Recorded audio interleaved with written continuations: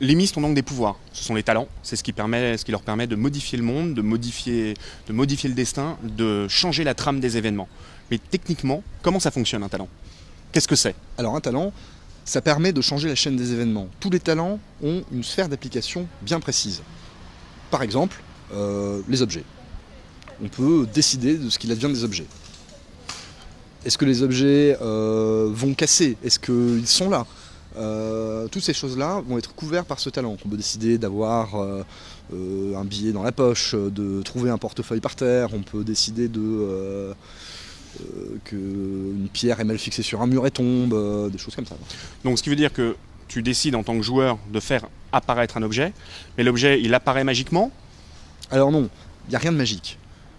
Pas de lévitation, pas de boule de feu, c'est juste une manipulation de la chaîne d'événements, des statistiques en quelque sorte, des probabilités. Donc que des choses qui peuvent arriver. Si tu décides qu'il y a un portefeuille par terre, il était par terre. Et il a toujours été là, quelqu'un l'a laissé tomber. Un autre exemple de talent? Estia par exemple? Alors par exemple, Estia, c'est le talent des lieux. Donc on peut décider de ce qui se passe dans les lieux, on peut décider des lieux. Est-ce qu'un lieu est là? On peut décider de faire apparaître une église, un bar, un village. D'accord. On peut aussi sentir tout l'intérieur du lieu, savoir les personnes qui y sont, combien de personnes à l'intérieur. On a tout pouvoir sur les lieux. Ok. Si on prenait par exemple un exemple en jeu avec Estia, pour voir comment ça fonctionne en jeu, pour bien comprendre l'ordre des événements là-dessus. Ok.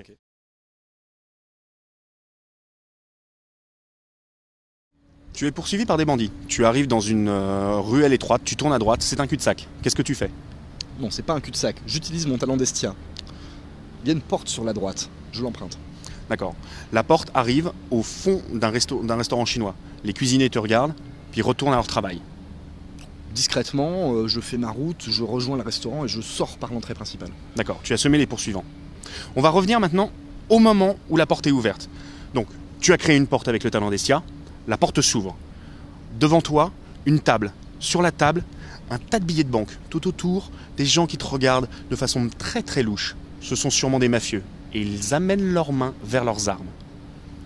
Tout le principe en fait des talents, c'est le joueur décide seulement de ce qu'il crée, ce qui veut dire la porte. Et après, c'est au maître de jeu de choisir ce qu'il y a derrière la porte.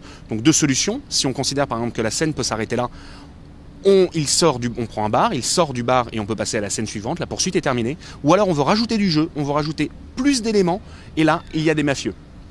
Si on revient sur le principe d'écriture du scénario, ça permet que si vous avez un gang de mafieux qui est déjà prévu, vous pouvez le mettre et le faire avancer. C'est vraiment un outil de narration qui permet aux joueurs en fait d'interagir avec la narration. D'accord, mais qu'est-ce que tu peux faire d'autre finalement pour rebondir sur le talent d'un joueur? S'il est censé être rattrapé par ses poursuivants, qu'est-ce que tu fais? Bah, tu peux alors le problème justement, là ça va être toute la difficulté de la maîtrise d'Éleusis, c'est que si vraiment tu décides qu'il soit rattrapé par tes poursuivants, le problème c'est que le joueur pourra toujours ouvrir une porte, il y a un mur, trouver une trappe, la trappe est fermée, oui mais en fait, la serrure fonctionne, et ainsi de suite. Il ne faut jamais tenter de bloquer le joueur, il faut toujours tenter d'aller dans son sens. On crée une histoire ensemble en fait. Donc en fait le joueur a un peu la main sur le scénario. Complètement.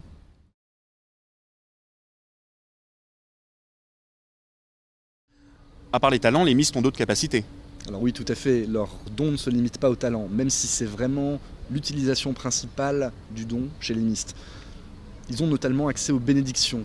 Elles leur sont accordées par les Vestales, leurs prêtresses qui font tous les rituels qui concernent les mystes, qui leur donnent vraiment des pouvoirs surnaturels.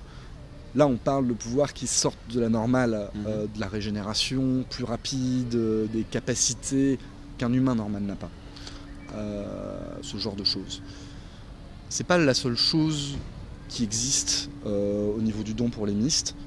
On n'a pas parlé par exemple de leur pouvoir sur le chaos, qui est quelque chose qu'ils utilisent rarement, mais qui peut les sortir de situations extrêmes, qui va être un échec extrême ou un succès extrême. Bon, c'est un gros risque, mais c'est un pouvoir qu'ils ont à leur disposition. On n'a pas trop parlé des cocons non plus. Pourtant, les cocons, c'est une zone qui est détachée de la trame du monde normal, dans laquelle le don des mystes est plus puissant, on leur permet de faire plus de choses. Il y a aussi les époptes, les demi-dieux chez les mystes, qui ont des pouvoirs surnaturels seulement dans les cocons. Tout à fait. Il y a les objets optiques, les objets mystiques. Bref, il reste encore plein de choses à découvrir sur la partie, disons, mystère d'Éleusis. Oui, de toute façon, c'est une spécialité de certains groupes de mystes, les arcanistes, de complètement étudier le don des mystes, de continuer de l'approfondir et de l'explorer. Donc même chez les mystes, c'est un sujet qui n'est pas clos.